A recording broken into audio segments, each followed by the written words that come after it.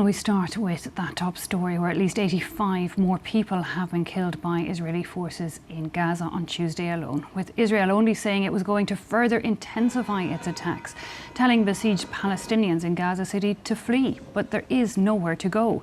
Israeli bombings and killings reported across the Strip, including in the areas that the Israeli army is telling people to seek shelter. As well as the airstrikes, Palestinians also still being killed through starvation as the Israeli blockade on food and vital supplies continues. At least 60,000 Israeli reservists, meanwhile, were called up to the military as part of a push to fully capture Gaza City, a city already destroyed with markets, schools, hospitals reduced to rubble. Well, recognising what it said was systematic and widespread crimes against humanity, indiscriminate and deliberate attacks against civilians, the International Association of Genocide Scholars says Israel's war on Gaza is genocide, that it meets the legal definition of the crime. Despite the pictures and reports of the destruction and the death toll of over 63,000 Palestinians, that word has nonetheless been debated, no longer for this international body. Well, we can speak to the president of it now to get more insight on it all. Melanie O'Brien, thank you so much for joining us. Can you talk us through firstly how this decision was reached? How did your association study the facts?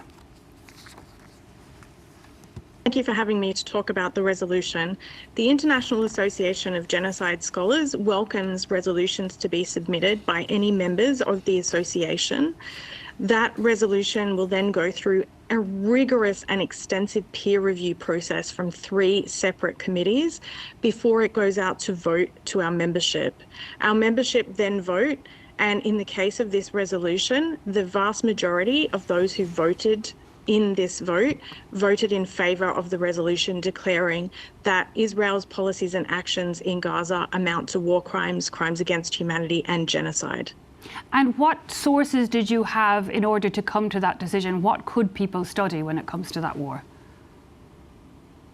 The resolution itself, just to make clear for people, it's not a report in itself, it's a 3-page document, but it was the result of extensive research, and it does include many references to reports that are in themselves extensive, produced by reliable and consistently well-known sources on the issue of human rights in the occupied Palestine territories, including UN entities and non-governmental organisations, including an Israeli non-governmental organisation as well.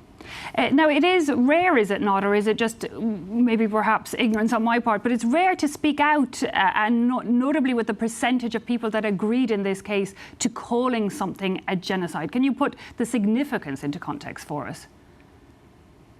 So as an association, we have passed a number of resolutions in the past. Some of those are about historical genocides, such as the Kurdish genocide or the Armenian genocide, but other ones we have passed on current affairs, including, for example, the genocide of the Uyghurs in China or the genocide of the Rohingya in Myanmar. So it is an association that is very active, with members who are engaged not just in historical research, but also very much involved in current day advocacy and activism. You know, we're scholars, but we also see our role as very important in terms of thinking about the practice of genocide prevention, education and punishment. So talk us through the crimes that lead to it being validated or legally defining it as a genocide. So the definition of genocide is found in the Genocide Convention, which defines genocide as a list of crimes that are committed with the intent to destroy in whole or in part. So it doesn't have to be the entire population. And that group that is intended to be destroyed has to be a national, ethnical, racial or religious group. And the crimes that are listed, and some of which, most of which we see happening in Gaza at the moment, include killing people of that group, causing them serious bodily or mental harm, inflicting conditions of life designed to bring about their physical destruction, which I think is one of the key things that people have been focusing on in terms of thinking about starvation, the lack of access to healthcare, water, food and shelter. And also another crime that we are seeing is actions designed to prevent birth. So we're seeing attacks on the healthcare system, including fertility clinics and maternity wards. So now that there is the legal backing, if you like, to say that it is genocide, does this give world leaders more security to finally act when it comes to this war on Gaza? I do want to say that our resolution is not a legal document. It's a resolution passed by an association of genocide scholars. But what I think is really important about it is that our association is made up of experts in the field. So predominantly academics who work extensively on genocide studies, but also we do have some members that come from different areas such as policymakers or non-governmental organizations or legal professionals, every one of whom in some way works in practice on genocide prevention, education, or punishment. And in that regard, I think that this should be useful for governments and that the resolution can be used as a tool to lobby, to advocate to governments, to recognise that what is happening on the ground is genocide. Although at the same time, I also want to reiterate that we also called it war crimes and crimes against humanity. So all of the crimes being committed should be called out by states. Of course, Israel refutes the word genocide. It refutes the fact that it's committing war crimes. It claims self-defense. I mean, what does your association make of Israel's excuse that there's a few terrorists hiding out among the tens of thousands of civilians being killed?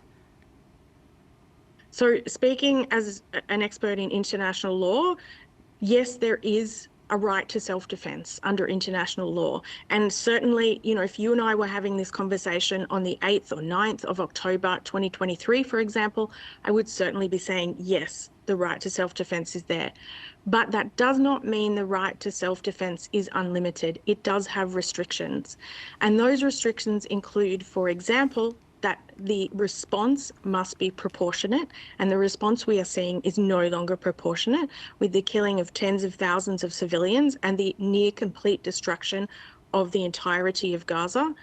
The response also must be according to military necessity, which again, using the same reasons, we are no longer seeing. So it's really important to acknowledge that even the right to self-defense has limitations, and also to remember that there is absolutely no justification, no legal reasoning for the commission of war crimes, crimes against humanity, or genocide. Melanie O'Brien, President of the International Association of Genocide Scholars, thanks so much for taking time out and speaking to us here on France 24.